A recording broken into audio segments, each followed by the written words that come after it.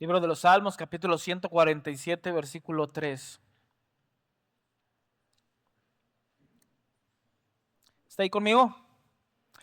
Bien, sígame con su vista, por favor. La escritura dice: Él sana a los quebrantados de corazón y venda sus heridas. Nuevamente, dígalo conmigo, por favor, en voz alta. Él sana a los quebrantados de corazón y venda sus heridas. Hoy quiero compartir un tema que está relacionado específicamente al alma, a las emociones. Un tema importante para nosotros con un tanto de información, así que ponga mucha atención a lo que vamos a recibir el día de hoy, porque si es que usted no está en una condición como la que vamos a presentar el día de hoy, esta información será de mucha utilidad para aquellos que sí están atravesando situaciones de este tipo. Y es que esto es un extracto de parte de lo que recibimos nosotros también en esta convención pasada por parte de uno de los oradores, y es de ahí donde vamos a tomar un poco de información para recibir esta mañana. El tema para el día de hoy es el punto del colapso, heridas del alma.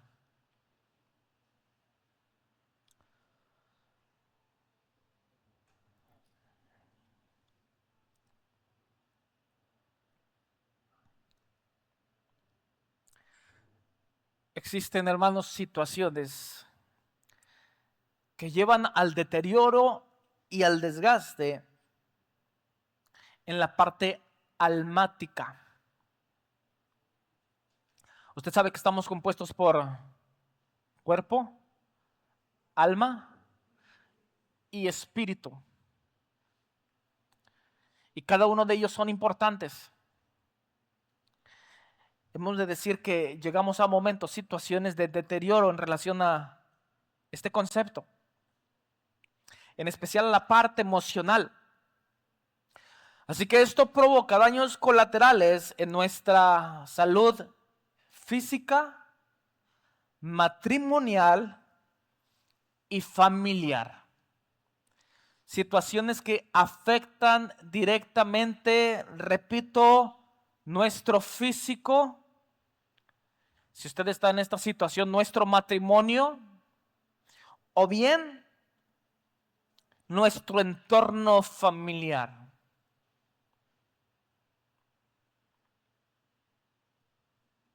Es muy evidente, por poner un ejemplo, que cuando estamos dentro de casa, los nuestros puedan reconocer nuestro estado de ánimo.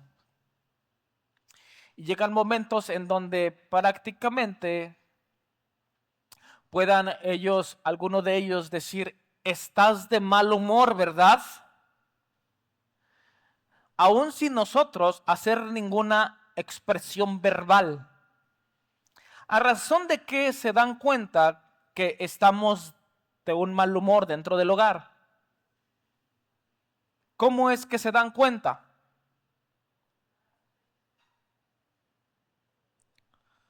Por nuestro aspecto, por nuestra cara. Es así como nosotros evidenciamos que hay una situación de malestar dentro de nosotros. Y malestar lo pongo entre comillas porque ahí podremos decir hay aflicciones, malestar, amargura, odio, tristeza, etcétera, un sinfín de emociones que nos llevan precisamente a que nosotros podamos externarlo de esta manera. Pero sabe que tendremos que decir que específicamente, considerando la escritura, y es que esto es lo más importante para nosotros, hemos de decir que hay una estrategia de las tinieblas, una estrategia del enemigo, una estrategia de Satanás para que nosotros lleguemos a situaciones como esta o de este tipo. Y usted sabe que cuando una persona está en un proceso o una situación de amargura, siempre hay un quebranto dentro del hogar, un quebrantamiento, un distanciamiento. Hay enojo, hay pleitos, hay celos, hay ira, etcétera. Todas las obras de la carne que son manifiestas. ¿A razón de qué? De que hay una estrategia de parte del enemigo para atacar precisamente al ser humano. No es que esto sea pecado. Sin embargo, nosotros tendemos, por el hecho de que somos almáticos, tendemos a llegar a situaciones como estas. Somos en ocasiones muy irritables y en consecuencia de ello comenzamos con la gritería, posiblemente dentro de la casa, en casos todavía más extremos, golpes y demás. Y bien, por el hecho de que nosotros somos cristianos o somos hijos de Dios, debemos de entender lo siguiente: la salvación nos tiene que dar de manera natural la conciencia de que nosotros pasamos de muerte a vida, de la oscuridad a la luz, de la esclavitud del pecado a la libertad en Cristo Jesús. De manera natural, esto tiene que entrar en nuestra conciencia. Pero cuando no es así, cuando no lo hemos entendido de esta manera, entonces es ahí donde el enemigo utiliza ciertas estrategias para contraatacar. Porque inmediatamente que el enemigo sabe que un alma se acerca a Cristo, Satanás dice: aquí hay guerra. Y muchas veces comienzan a venir ciertos conflictos. ¿No le sucedió así al inicio de su conversión? Sé que hoy tenemos conflictos, pero lo sabemos resolver de manera diferente. ¿Qué sucede al inicio de nuestra etapa como hijos de Dios? Algunos incluso lo han expresado de esta manera: si hubiese sabido que venían tantos problemas, mejor no me hubiese acercado. Ya cayó en las garras del enemigo. Es uno de los primeros síntomas. Porque no estamos conscientes de que el Espíritu Santo está trabajando en nosotros para regenerarnos, para limpiarnos y traer una nueva vida en Cristo Jesús. Y bien, parte de las estrategias, y aquí comenzamos con algunos puntos importantes, parte de las estrategias de las tinieblas es la condenación. La condenación. La condenación representa el tratar por todos los medios físicos, mentales, emocionales, espirituales, tratar de llevarnos a saber que seguimos viviendo en una muerte espiritual. Y es por eso que hace un momento recalcamos: nosotros hemos sido llevados de la muerte a la vida en Cristo Jesús. Así que el enemigo espera que un hombre y una mujer de Dios no adquiera una imagen correcta e identidad en Cristo Jesús. Hace un par de semanas atrás hablamos un poco acerca de esa identidad. Ahora, ¿quiénes somos nosotros en Cristo? ¿Qué somos en Cristo? ¿Se recuerda? Principalmente hemos de decir: somos hijos de Dios. Hijos de Dios. ¿Alguien más recuerda algún otro concepto? Somos salvos, somos nueva criatura, somos escogidos. ¿Qué más? ¿Cómo? herederos de Dios y de sus promesas. Por supuesto, somos real sacerdocio, todo lo que Pedro nos dice, nación santa, pueblo adquirido por Dios, etcétera. Eso es parte de nuestra identidad y eso es lo que nosotros tenemos que adoptar como hijos. Pero siempre el enemigo está tratando de llevarnos a entender que hay una condenación que está presente sobre nuestras vidas. Es decir, que cada vez que fallamos, nuestra conciencia quede saturada de dolor, de desánimo, de insatisfacción sobre nuestra manera de vivir. Y es que cuando el Espíritu de Dios llega sobre nuestras vidas, inmediatamente comienza a trabajar con nosotros y en nosotros para iniciar este proceso de santificación, en donde evidentemente habrá tentaciones, que este es un punto que hablaremos más adelante, pero nosotros tendremos que ser lo suficientemente firmes y fuertes para resistir toda obra del diablo sobre nuestras vidas. Así que podemos decir sobre ello y recalcar lo que dice el libro de Romanos capítulo 8 versículo 1. Ahora pues, ninguna condenación hay para los que están en Cristo Jesús, nuestro Señor.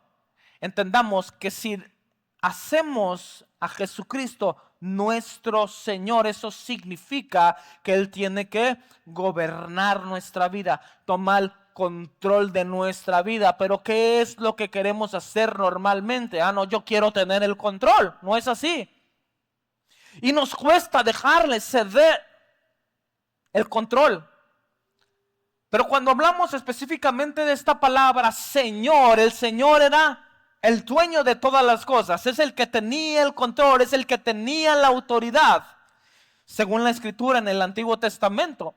Ahora de esta manera podemos entender, de acuerdo a la Escritura, que Él es el Señor de nuestras vidas. ¿Es así o no es así? ¿De cuántos Jesús es su Señor? ¿Qué significa esto? Que Él es el que tiene que tomar control de todas las cosas, aún de nuestras emociones, por supuesto.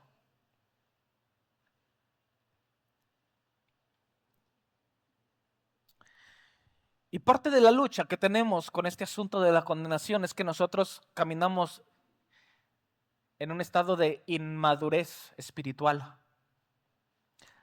No somos suficientemente maduros para poder entender que ya no hay condenación sobre nuestra vida.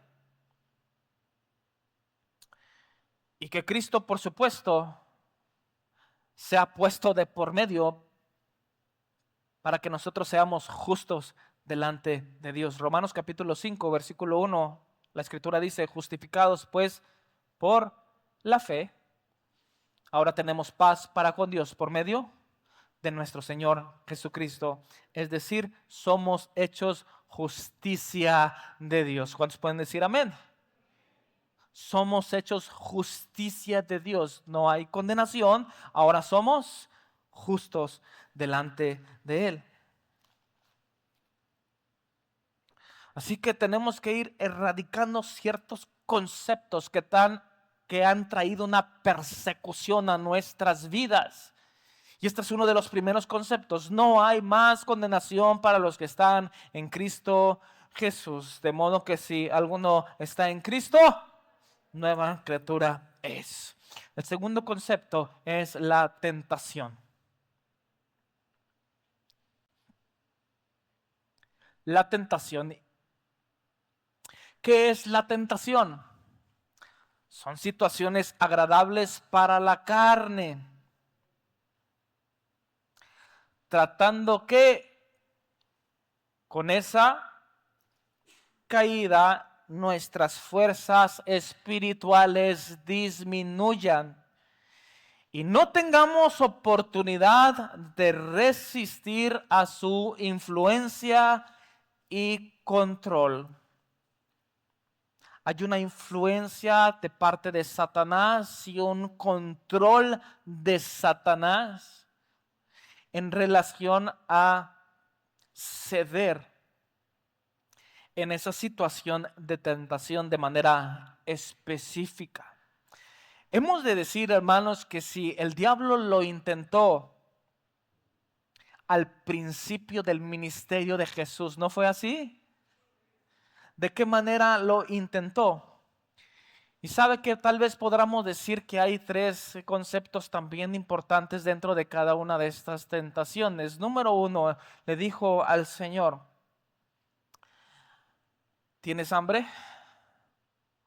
Haz que estas piedras se conviertan en pan. Es decir, está trabajando el área física, una tentación física. ¿Cuántos han tenido hambre en algún momento? Todos nosotros. A lo mejor ahorita desayunaron o no desayunaron. Los invitamos a las 10 de la mañana a unos deliciosos taquitos. Bueno, obviamente hay que pagarlos, ¿verdad? Pero tenemos tiempo y espacio para poder tener un pequeño almuerzo. Así que si usted anda de prisas en la mañana, llegue temprano y mire, puede aún tener un momento para almorzar y estar a tiempo para la reunión. Una tentación física. Hay quien dice que, más bien no hay quien dice, debemos de entender que esto es una necesidad, ¿no es así? El alimentarnos es una necesidad y ante la falta del alimento, en un tiempo de ayuno, ¿cuántos días? ¿Cuántos días ayunó Jesús? 40 días y 40 noches. Imagínense después de 40 días, ¿cuánta hambre no tenía Jesús? Si usted pasan 2 horas y ya dice un platanito o algo para comer. 40 días sin alimento.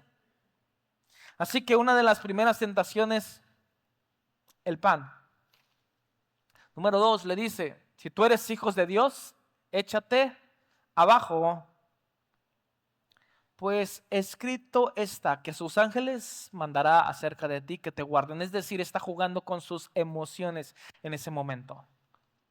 Entonces ya se desarrolla una situación física, una situación almática y nos falta, ¿qué nos falta? El tercer concepto, el espíritu. De modo que le dice, tú ves todo lo que hay aquí, todo esto es mío, yo te lo voy a dar si tú, postrado, me adoras. El diablo está en busca de adoración y hay muchos que hoy le adoran aún sin darse cuenta.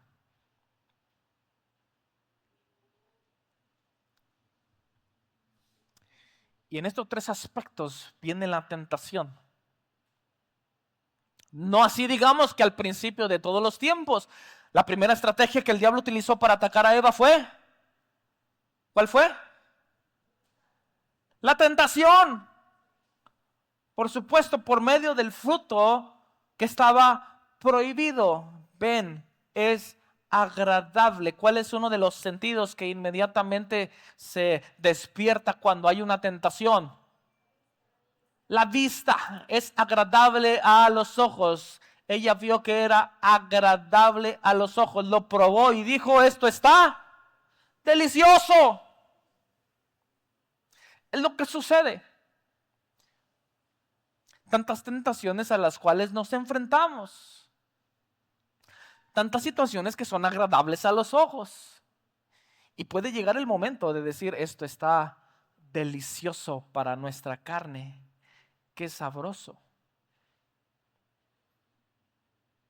Y después de llegar a una situación como esta, puede llegar a volverse adictivo.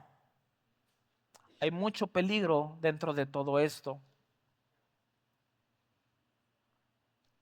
Pero ¿sabe que tenemos un arma también? Que Dios nos comparte de un arma poderosa para que nosotros podamos resistir todo embate del enemigo.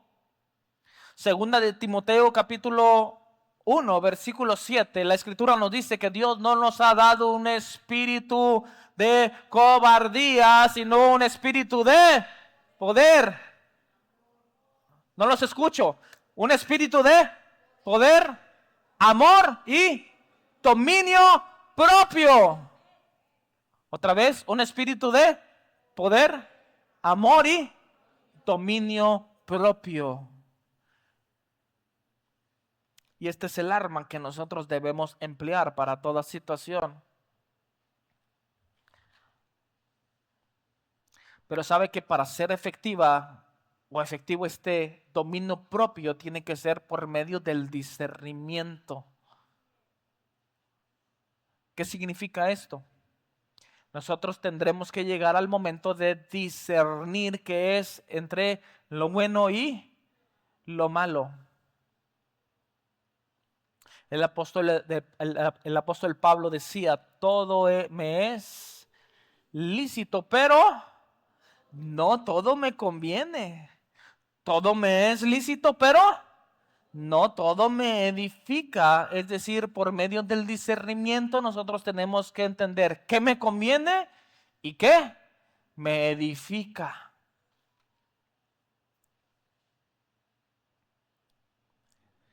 Entonces, insisto, nosotros tenemos que hacer efectiva esa capacidad de discernimiento en nuestras vidas. ¿Cuántos de nosotros no hemos estado frente a una tentación? Todos, absolutamente todos. En la escritura tenemos algunos personajes importantes que pasaron por situaciones, no solamente de tentación, sino que estuvo en juego, digamos, o estuvieron en juego sus emociones.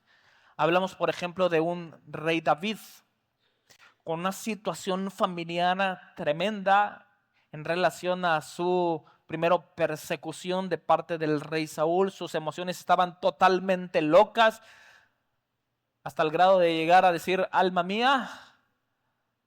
¿Qué le dijo al Señor? Alma mía. ¿Qué le dijo? ¿Qué le dijo a su alma? Bendice. Es que se los dije al revés, ¿verdad? Se los cambié. Alma mía, alaba a Jehová. Bendice, alma mía, a Jehová. Y bendiga todo mi ser su santo nombre. En medio de una persecución tenía sus emociones vueltas locas. Llegó al grado de meterse a una cueva llamada Adulam, donde se juntaron con él aquellos amargados, endeudados y oprimidos. ¿Quién quiere esa clase de amigos?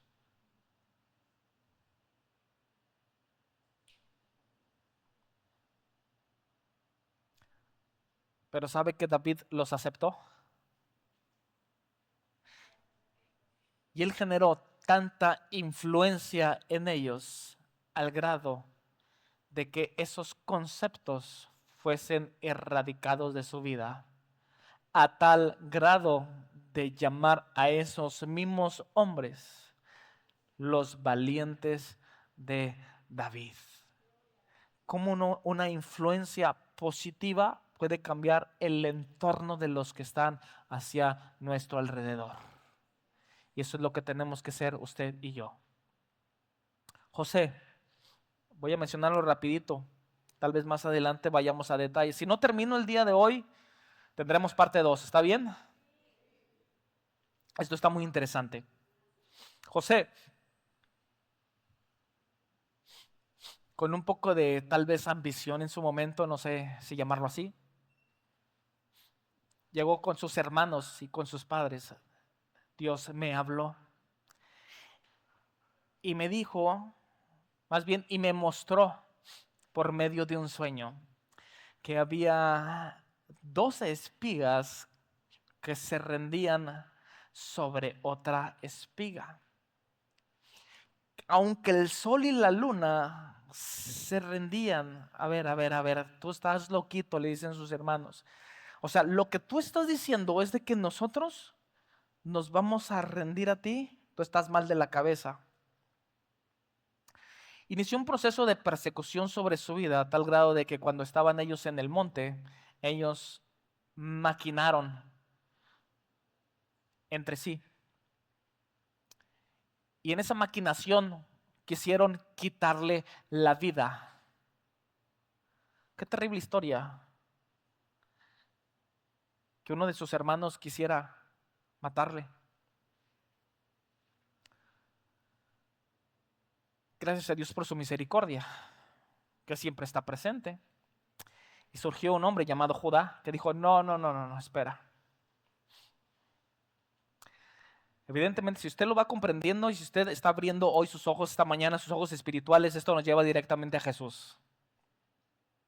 Hubo un hombre, Judá, que dijo, no vamos a dar muerte. Es decir, abogó por su hermano. Total, decidieron llevarlo a un pozo, ahí lo metieron para venderlo con los ismaelitas. Miren, la historia es muy larga, muy profunda. ¿Quiénes eran los ismaelitas?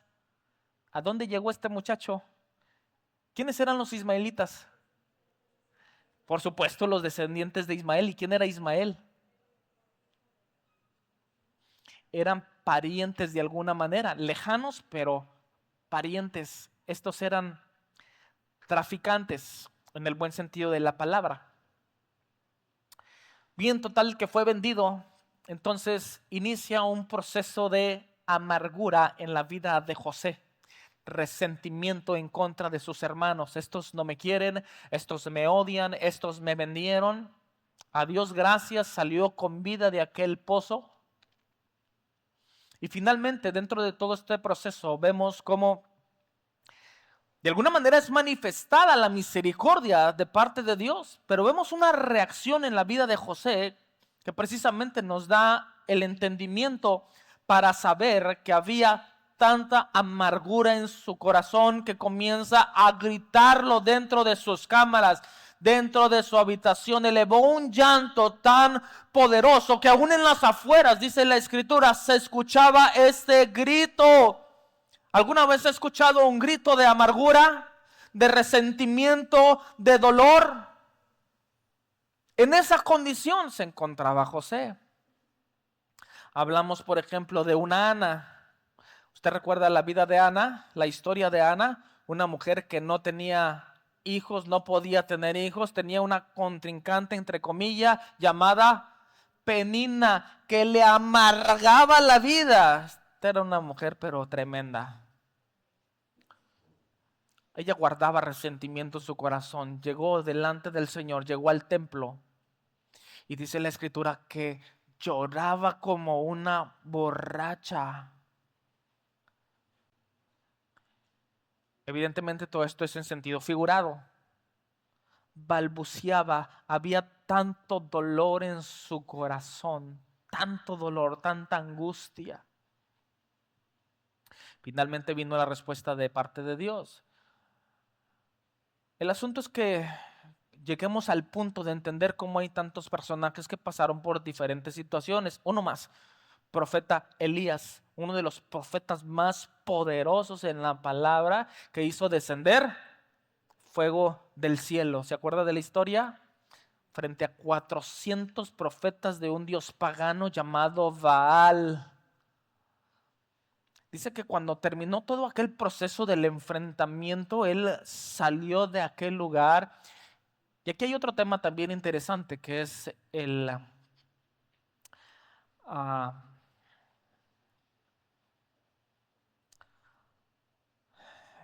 debilitamiento espiritual, que ese es otro tema que tal vez después lo pueda compartir. Debilitamiento espiritual, porque él sale de aquella situación.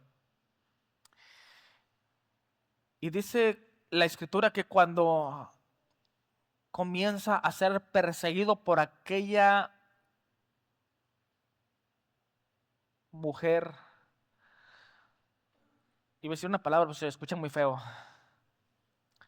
aquella diabólica mujer llamada Jezabel, comienza una persecución sobre la vida de Elías.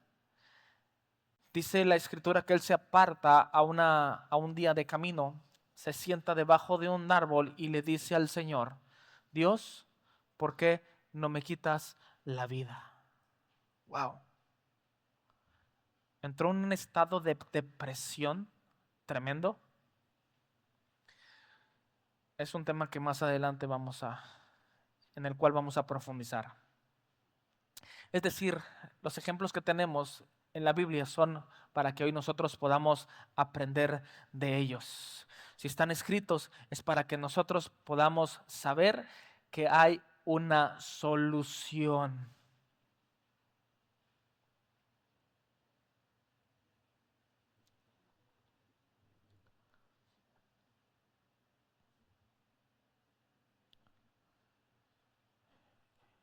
Y es por eso que de esta manera cada día nosotros atravesamos por situaciones que nos llevan a tribulación.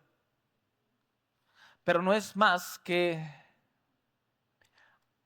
por una parte, una estrategia del enemigo para debilitarnos espiritualmente. No hablemos así de las aflicciones que vienen de parte de Dios, porque hay aflicciones que vienen de parte de Dios, ¿sabía? Hay aflicciones que vienen de parte de Dios para probarnos, para saber qué tan firmes nosotros estamos en la fe en Cristo Jesús. Y dice la escritura, es más, se recitó hace un momento atrás de un canto específico, porque por medio de la aflicción nosotros somos llevados ¿a dónde? A la paciencia. Por medio de la aflicción somos llevados a la paciencia. Eh, ¿Por qué es necesario, dice la escritura, que nosotros pasemos por muchas tribulaciones? ¿Por cuántas? Por muchas tribulaciones. Pero estamos conscientes que Dios está con nosotros. Entonces tenemos estas dos vías, ¿verdad? Tal vez una prueba, una aflicción que venga de parte de Dios, pero una estrategia del enemigo. Número 3, él trabaja por medio de la maquinación. Maquinación. La escritura dice en el segundo libro de Corintios, capítulo 2, versículo 10 y 11, pues no ignoramos sus maquinaciones, Un poco antes dice este versículo, para que Satanás no gane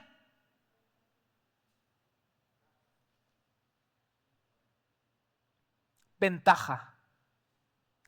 Para que Satanás no gane ventaja, pues no ignoramos sus maquinaciones, pero hay quien sí ignora sus maquinaciones. No estamos entendiendo que algunas de las luchas son luchas espirituales. Estamos luchando con el enemigo. No estamos luchando con el esposo. No estamos luchando con los hijos. No estamos luchando con el jefe. Estamos en una lucha espiritual. Pues no ignoramos sus maquinaciones, pero hay quienes ignoran sus maquinaciones.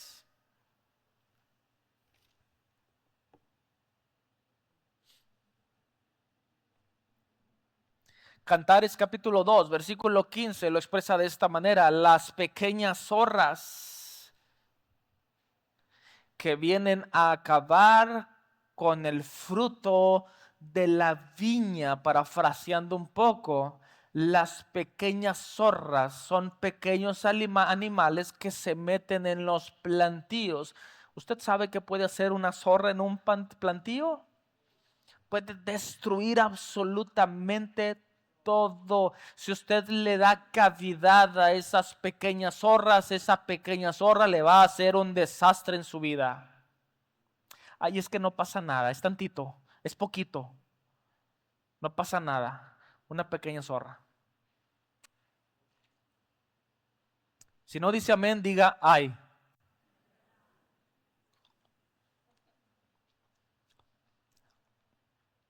Una zorrita, pequeña, chiquitita. Con eso.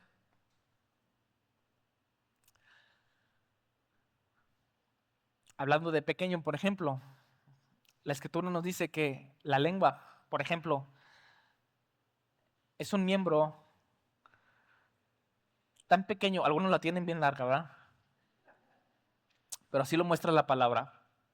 Un miembro tan pequeño, pero que puede producir una destrucción tan tremenda solo con la boca. Es ahí donde decimos, ¿verdad? Son lengua larga, lengua larga. Y es comparado, por ejemplo, al fuego que se produce en un bosque.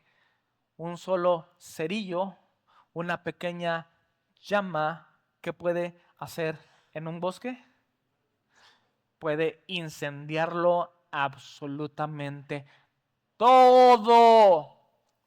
Entonces usted dice, bueno, pues es un cerillito, es una pequeña llamita, ¿qué tanto puede hacer? Échelo.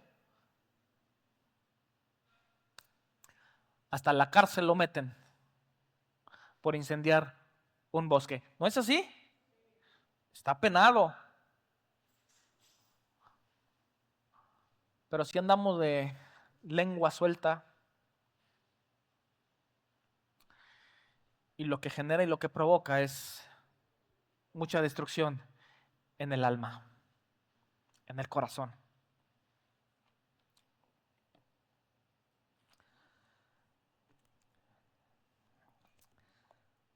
Vamos a ver si acabamos.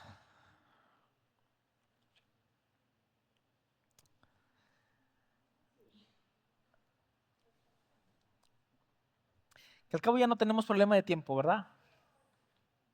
¿Le seguimos?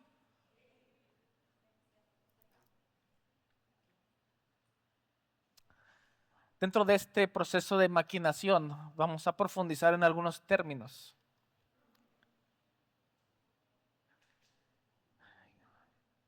que van de la mano con el plan estratégico de Satanás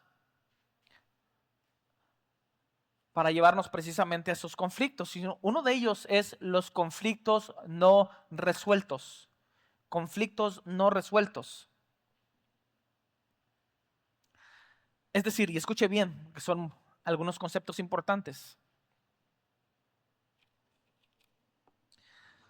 Cuando nosotros entramos en situaciones con experiencia traumática, traumas del pasado, nos lleva a tener un conflicto que no se ha resuelto.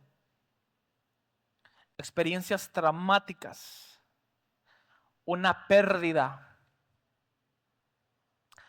culpa por malas decisiones, situaciones que nos roban la paz sobre nuestra estabilidad y nuestro propósito eterno. Es de ahí el concepto de cerrar ciclos. ¿Lo ha escuchado? Cerrar ciclos. Tal vez un término un tanto psicológico. Pero la verdad es que la Escritura nos lleva a entender que Él es quien sana a los quebrantados del corazón.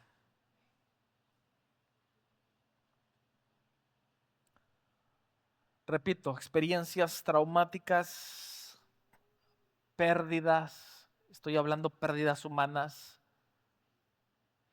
culpas por malas decisiones, situaciones que nos roban la paz. Otra de ellas es, con respecto a la maquinación, son las debilidades. Si hemos de decir que todos tenemos tentaciones, ¿cuántos tienen debilidades?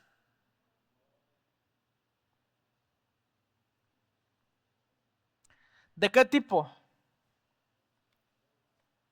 De carácter, de inseguridad,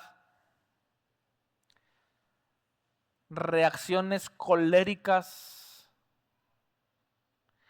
tristeza profunda, episodios de depresión, inestabilidad emocional, ansiedad, angustia, pensamientos negativos, miedos, temores, entre otras tantas cosas.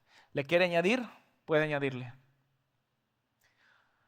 ¿Alguno se sintió identificado? Si se siente identificado, simplemente diga sí, porque uno de los primeros aspectos es el reconocimiento. Y si usted dice no, tenemos un problema. Houston, tenemos un problema. Otro problema.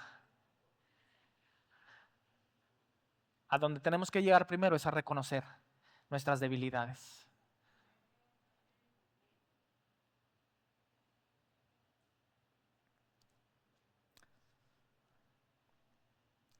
Situaciones donde respondemos con enojo, pero un enojo colérico, ira, por ejemplo. Y de ahí todas las que llevan a la depresión, ansiedad, angustia, incluso pensamientos de muerte. Que el Señor reprenda al diablo y sus maquinaciones.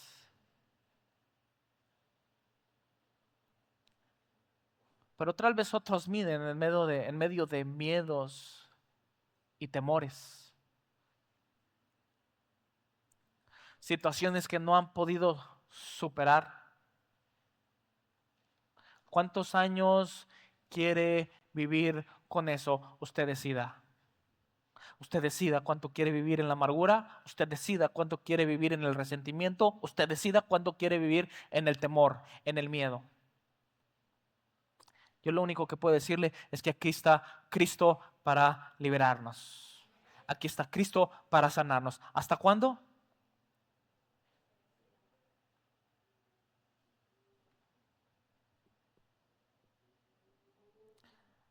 Otra de las cosas que podemos enfrentarnos dentro de las maquinaciones es a las heridas no sanadas.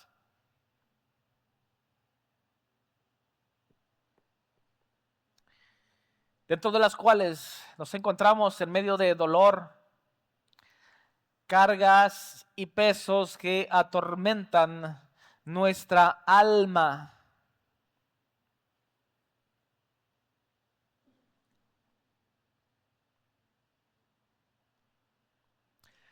Y entonces en relación a esto, a estas heridas no sanadas, nos encontramos con situaciones de rechazo, abandono, traición, ofensas, vergüenza, agresión, calumnia, murmuraciones, entre otras.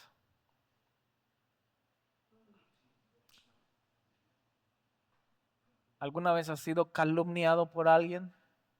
¿Has sido rechazado? ¿Se ha sentido abandonado?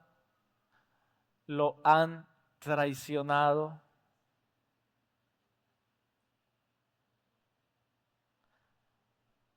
¿A quién no lo han traicionado aquí? ¿A quién no lo han traicionado? ¿Se ha sentido traicionado? A mí me han traicionado. Y se siente bien feo.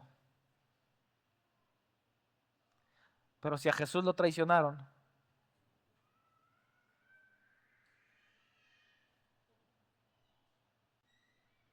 y juntamente con todas estas cosas, hay situaciones de vergüenza en nosotros. Seguimos caminando con vergüenza cuando no entendemos lo que hablamos al principio, cuál es nuestra identidad en Cristo Jesús. Nosotros ya no caminamos con vergüenza, o no debemos de caminar con vergüenza. Pero son situaciones, heridas que no han sido sanadas dentro de nosotros y que siguen provocando dolor, angustia, quebranto, etcétera. El libro de Hebreos capítulo 12, versículo 1 nos dice, entendiendo que habla acerca de una nube de testigos que hay alrededor de nosotros, y esa nube de testigos eran aquellos profetas que caminaron en el Antiguo Testamento. La Escritura nos dice, despojémonos de todo peso y del pecado que nos asedia. Aquí hay dos conceptos importantes. Número uno, despojémonos de todo peso y de todo pecado. Es decir, venimos cargando con dos conceptos. Hay un peso que venimos cargando hasta que no entendemos, hermanos, lo que dice Cristo por medio de su palabra cuando dice que su carga es porque mi carga es ligera. Pero nosotros venimos cargando con un peso, por lo cual nos dice el autor al libro de los Hebreos, despojémonos de todo peso y del pecado que nos asedia, es decir, cargas que llevamos por muchos años arrastrando de nuestro pasado por causa del dolor o de una situación que ha marcado nuestra vida. Y mire, ahí es donde ve el enemigo una oportunidad. Él está apostando en que pensemos que haciendo lo mismo, con el tiempo va a desaparecer o se nos va a pasar.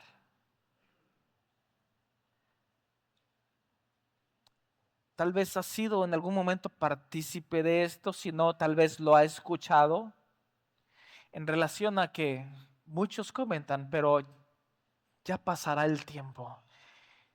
Incluso hay una frase, ¿no?, que dice que el tiempo, ¿qué dice? Todo lo cura. ¿Será verdad?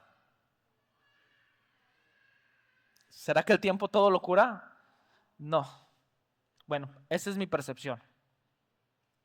Porque yo digo que lo único que lo puede curar es Cristo Jesús, no el tiempo. Porque aunque pase el tiempo, hay algo que nos está taladrando todos los días. Una estrategia del enemigo.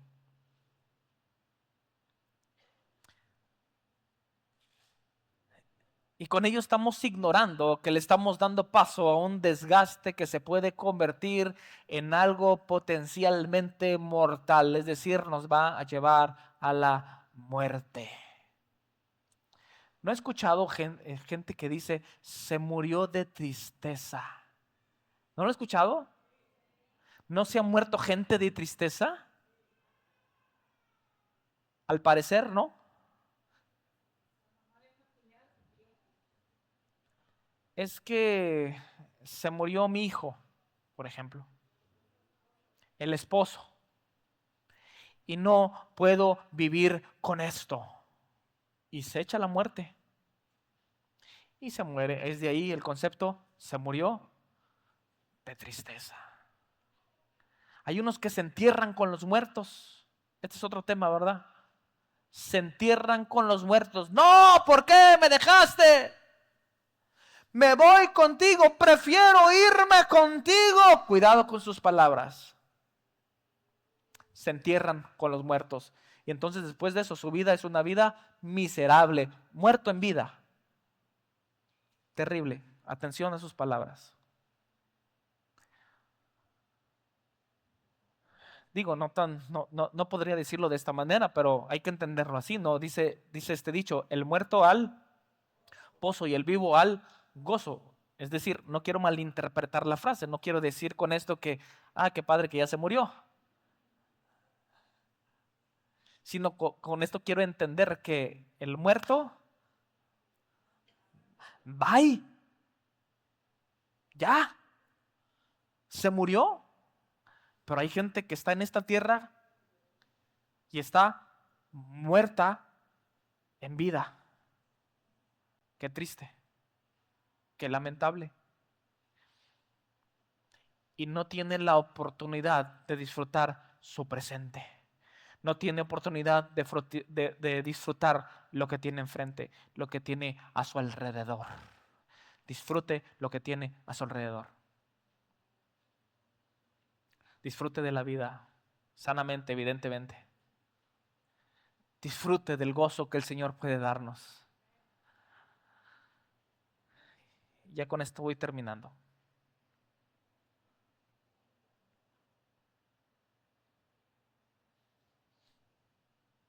debemos de entender que solamente Dios tiene el poder.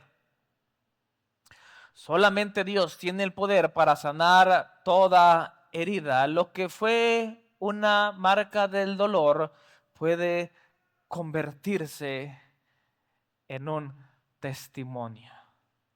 ¿Está conmigo? ¿Conmigo? ¿Cuántos tienen marcas en su alma? ¿Cuántos tienen marcas? ¿No? ¿Poquitos? ¿Marcas en el alma? ¿Tienen marcas en el alma?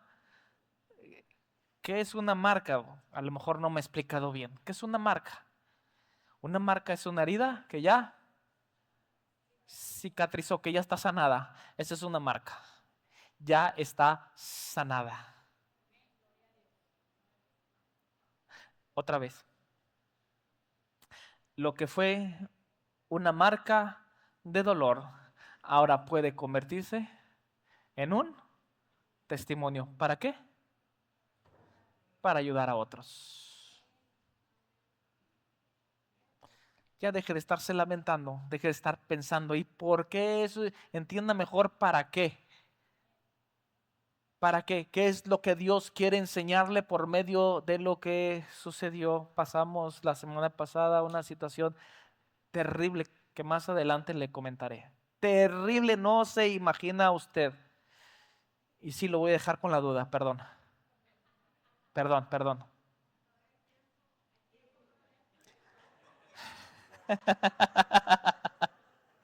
¿Tenemos tiempo?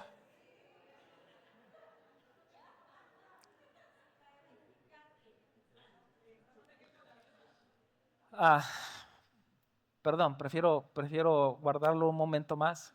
Un momento más. Terrible.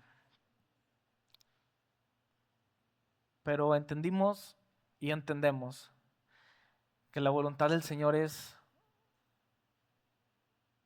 buena, agradable y es perfecta.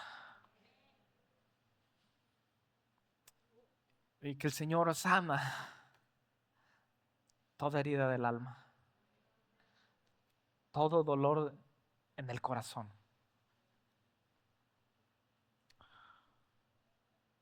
Y no hay más que aferrarnos a Cristo, a su palabra, a su presencia,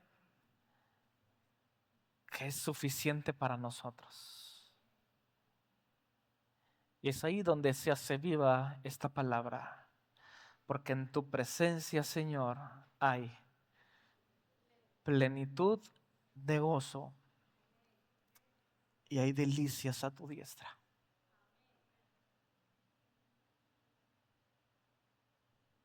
Tal vez usted esté pensando en situaciones que tal vez diga es que no se puede comparar.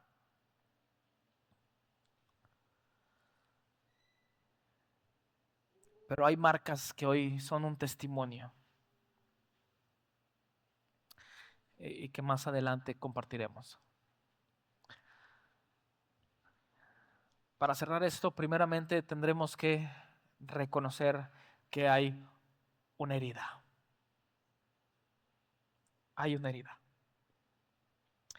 Y es aquí donde tenemos que examinarnos de forma muy personal si hay situaciones que hoy están afectando en el alma y que por consecuencia trae una afectación física o espiritual.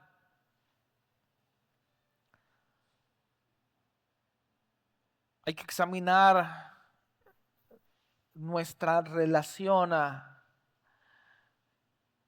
marital dentro del matrimonio. Hay que revisar nuestro entorno familiar.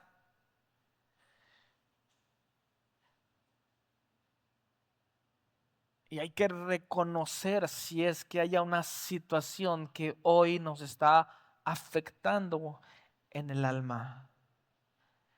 Y número 2, hay que perdonar. Si usted no perdona, Es muy difícil que usted pueda, voy al concepto nuevamente, cerrar los ciclos que hoy le están taladrando todavía en su mente, en su cabeza. Si usted no perdona, no ha entendido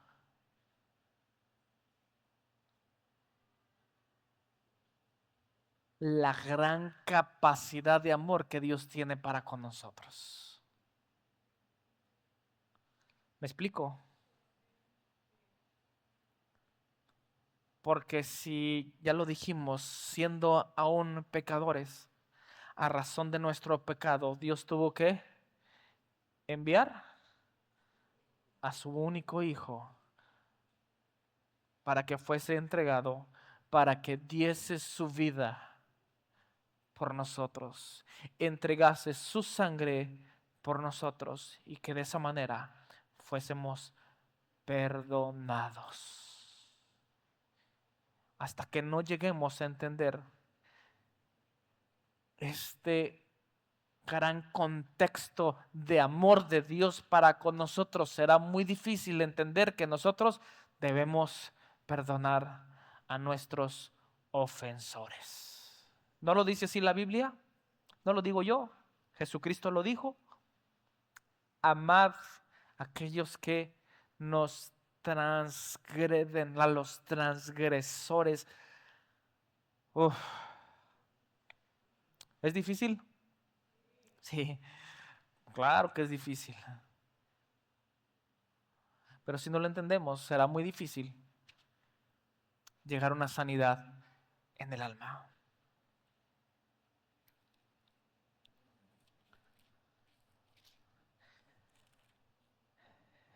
Él es el que sana todas tus dolencias. Él es el que sana a los quebrantados del corazón. Póngase de pie, por favor.